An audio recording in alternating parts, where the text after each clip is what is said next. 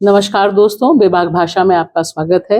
आज आपकी मुलाकात हम एक ऐसी साहित्यकार, ऐसी रचनाकार से करा रहे हैं जो जमीन का संघर्ष, साहित्य का संघर्ष, महिलाओं का संघर्ष, इन सब पर बहुत तीखी अपनी आवाज बुलंद रखती हैं, लेखनी बुलंद रखती हैं।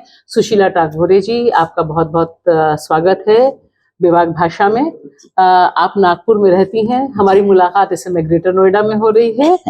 दर्शकों को हम बता दें, जो खास बात आपकी लेखनी में है, मतलब बहुत बातों में जो सबसे ज्यादा मुझे छूती है वो शिकंजे का दर्द, जो आपकी आत्मकथा 2011 में आई, और उसमें जिस तरह से आपने बताया कि समाज के भीतर जो महिलाओं का संघर्ष है और जो बाहर का संघर्ष है, यानी पितृसत्ता, जाति और जो पूरा फ्यूडल स्ट्रक्चर है, उससे जब औरत लड़ती, भिड़ती, झगड़ती है तो किस तरह से बहुत कम मदद वाले हाथ सामने आते हैं। तो ये किताब देश को देने के लिए आपका हम हमेशा आभार मानेंगे। अभी तक की आप अपनी यात्रा कैसे देखती हैं? धन्यवाद भाषा सिंह जी, आपने ये मौका दिया, हम आज बातचीत कर रहे हैं। मैं कैसे यहाँ तक पहुँची, थोड़ा इसका शुरुआत बता दूं। मध्य प्रदेश के एक छोटा गांव बनापुरा, सिवनी, मालवा, जिला होशंगाबाद, यहाँ मेरा जन्म हुआ। और बीए करने के बाद, बीए ग्रेजुएट होने के बाद मैं नागपुर में, विवाह के बाद नागपुर महाराष्ट्र में आई। यहाँ यानी कि लिखना तो मेरा पहले से था, मैट्रिक के समय, उसके पहले से, लेकिन यहाँ आने के बाद एक अच्छा माहौल मिला, साहित्यिक वातावरण, सामाजिक काम करने का मौका, क्योंकि मेरे पति श्रीमान सुंदरलाल टागोरे भी सामाजिक कार्यकर्ता रहे और शिक्षा के क्षेत्र में वे स्वयं शिक्षक थे, और मैं भी नागपुर आने के बाद शिक्षिका बनी। बाद में एमए किया, पीएचडी की और कॉलेज की प्राध्यापिका बनी। तो ये मेरे जीवन के एक प्रगति के चरण थे। इसके बीच में संघर्ष भी चलता रहा, जीवन संघर्ष, घरेलू, पारिवारिक, सामाजिक, और ये सब बहुत सारी बातें हैं जो अनुभव के रूप में मेरे अंदर संकलित होती रहीं, इकट्ठी होती रहीं। लेकिन एक समय ऐसा आया कि कोई विस्फोट का एक समय हो जाता है, ज्वलनांक एकदम चरम पे पहुंच जाता है, कि एक बार उस्मानिया विश्वविद्यालय हैदराबाद में रमणिका गुप्ता जी ने कहा, मैं वहाँ कार्यक्रम में गई थी, रमणिका गुप्ता जी वहाँ आई थी, उन्होंने कहा कि सुशीला टागोरे यहाँ तक पहुंची है तो अपने पति की बदौलत, उनके पति ने उन्हें यहाँ तक पहुंचाया है।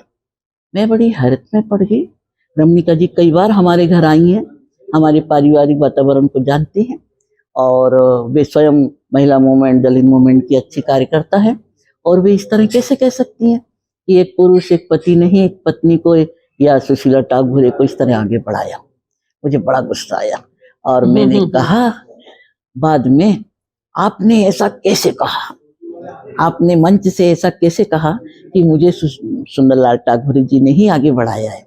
तो मैडम ने कहा, तो सच क्या है, तुम बताओगी तभी तो मालूम पड़ेगा क्या सच है। फिर वो मेरे अंदर एक उथल पुथल शुरू हो गई कि बताऊं तो क्या बताऊं, ना बताऊं तो एक अंदर की नाराजी, आक्रोश। और फिर वो इतना विचार उमड़ घुमड़ने लगा कि वो सारी बातें मुझे याद आने लगी कि घर में, परिवार में किस तरह हर काम में मुझे बाधा डाली गई। मैं पढ़ी हूँ तो सिर्फ नौकरी करने के लिए।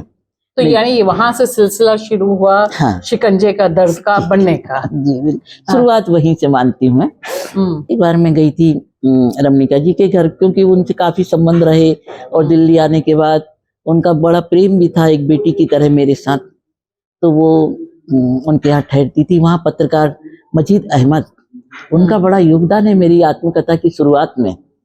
तो उन्होंने कहा, सुशीला जी आप अपनी आत्मकथा लिखिए। मुझे बड़ा आश्चर्य हुआ, इसे क्या लिखूं मैं, 2006 की बात है, 2006 कि नहीं आप शुरू कर दीजिए।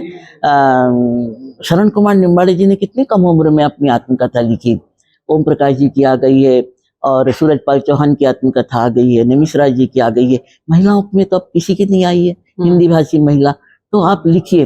वो इतना पीछे पड़ गए कि मुझे पत्र लिखते थे, आप कब से लिख रही हैं, कब शुरू कर रही हैं, आपने क्या लिखना शुरू कर दिया। तो मेरे मन में उसके आग्रह का जो एक प्रभाव था, बहुत अपनेपन से कि मैं कैसे उनको जवाब दूं या उनकी बात को कैसे कार्य रूप दूं। और उस क्योंकि दृष्टि एक तरह से से हिंदी में हाँ किसी दलित महिला की यह पहली आत्मकथा है जो जी। हिंदी में आई है सीधे सीधे। कौशल्या वैश्यंत्री जी की आत्मकथा आई है जी। 1997 में हाँ। छपी, लेकिन वो मराठी भाषी थी। फिर अनुवाद हुआ और दोहरा अभिशाप। जो दिल्ली में रहते हुए यहाँ के जी। दलित हिंदी भाषी साहित्यकारों के साथ रहकर उन्होंने अपनी मराठी टूटी भट्टी हिंदी में शुद्धिकरण करा के उसको हिंदी में छपवाया था। जी। तो रमणिका जी का और इनका कहना है, मजीद अहमद जी का यही था कि हिंदी दलित लेखिकाओं में किसी की आत्मकथा नहीं आई है तो आप लिखिए, आपकी आत्मकथा अपने आप में महत्वपूर्ण होगी। तो ये दो व्यक्ति का इस तरह से बहुत आग्रह के साथ बोलना, और फिर मुझे घरेलू पारिवारिक बातों के साथ वे सब बातें भी याद आई जो जातिगत वर्ण भेद जाति भेद से संबंधित हैं। और मैंने बचपन की वो सारी बातें याद की। मेरी सिलिया कहानी की जो घटनाएं हैं वो मेरे जीवन की घटनाएं हैं कि सहेली की मौसी के घर जाना और उसका पानी हाथ में गिलास लेके पूछना कौन जात है, कौन ठाकुर है। और मालती मेरी मामा की बेटी, उसका कुएं पे चढ़ने, रस्सी की बाल्टी पकड़ने, छूने मात्र से कुएं वाली जो बकरी पालती थी ओबीसी से भी निम्न समाज की होगी, लेकिन उनको ये भान होता है ना कि हम ऊंची जाति के हैं और ये जो वाल्मीकि समाज के लोग हैं नीचे जाति के हैं। तो इतना आतंक मचाया उसने, अरे भाई दौड़ो री, जाने तो हमारी रस्सी बाल्टी खराब कर दी, जब हमारे पड़ोस में रहे हैं तो कहा अपने बच्चों को हमारे मूड पे मुतने की क्या देंगे। ये सारे डायलॉग उसी भाषा में मैंने सिलिया कहानी में लिखे हैं। केवल इतना ही नहीं, जब मैं प्राध्यापिका थी, सेठ केसरीमल पोरवाल कॉलेज कामठी में पढ़ाती थी, उस समय भी जो प्राध्यापक वर्ग ब्राह्मण जाति के थे सरेआम सामने बैठकर कहते थे कि ये जो फ्लश सिस्टम है, ये जो सफाई का काम है नए पद्धति से, इसमें पानी का बड़ा दुर्व्यवहार, बड़ा पानी अपव्यय होता है, तो ये सिस्टम बदल देना चाहिए और पहले का जो ड्राई सिस्टम है वो फिर से लागू करना चाहिए। जानबूझ के आपके सामने बोलते होंगे क्योंकि उनको पता था कि आप वाल्मीकि समाज से हैं। मेरे सामने इस तरह की बात यानी समझो मुझे ही कटाक्ष करके की जा रही है, तो मेरे लिए बड़ा दुखद और बड़ा गुस्से का क्षण था कि अगर यही पद्धति आती है तो इस काम को कौन करेगा, हम ही लोग करेंगे। ये बताएं कि आज के दौर में कैसे आप देख रही हैं इस अभी जो 2024 का जो पूरा दृश्य है, कितना कॉन्स्टिट्यूशन, कितना दलित महिला, कितना आजादी, कितना अंबेडकर जी का सपना, कैसे देख रही हैं, कहाँ है ये? मेरे मन में तो बड़ी चिंता है ये समय कैसा है, क्योंकि कुछ लोगों से मैंने यह सुना है कि बहुत अच्छा समय आ गया है, लेकिन ये अच्छा समय किसके लिए आया है मैं समझ नहीं पा रही हूँ कि कैसे साफ साफ कहूँ। हम सभी महिलाएं, सबकी स्थिति तो एक जैसी है। अगर वो पुरानी मान्यताएं परंपराएं फिर से आ जाएं तो पीछे ही जाना है। ऐसी दृष्टि में, ऐसे समय में अगर हम बात करें दलित महिलाओं की, जो पहले से शोषित पीड़ित रही हैं और शिक्षा की कमी, अज्ञानता सब कुछ है, और जो थोड़ा बहुत मौका था कि आगे बढ़ेंगी, कुछ कर पाएंगे, लेकिन समय अब ऐसा आ रहा है कि आगे क्या होगा। संविधान की बात जो करते हैं। अच्छा, ये बताइए कि हिंदू राष्ट्र से दलित महिला को या महिलाओं को क्या खतरा आपके नजर में है? हिंदू राष्ट्र की बात है। हाँ, क्योंकि अब तो ये बात है ना कि भाई हिंदू राष्ट्र। हाँ। हिंदू यानी वर्ण व्यवस्था, जाति व्यवस्था को मानने वाली व्यवस्था, सामाजिक व्यवस्था, धर्म व्यवस्था। जहाँ वर्ण है, जाति है, तो हम कहाँ हैं? ये बात तो सरासर क्लियर है, यानी पूरी तरह है कि वो फिर वही समय आएगा, स्मृति काल, मनुवाद का काल, कि जो सेवक वर्ग है वो सेवा ही करते रहें और जो अपर कास्ट है वो ऊंचे रहेंगे, सम्मानित रहेंगे। तो ये समय में मैं अपने मन में कुछ भय, कुछ चिंता और कुछ असुरक्षा का भाव महसूस करती हूँ कि हमारी तो पीढ़ी अभी पुरानी पीढ़ी है, आपकी बेटियां हैं, बेटियों के बच्चे हमारे हैं, वर्तमान समय के युवा वर्ग हैं, जो हमारी आने वाली पीढ़ियां हैं, अगर यही समय इसी तरह रहेगा तो उनका भविष्य कैसा होगा, चिंता की बात है।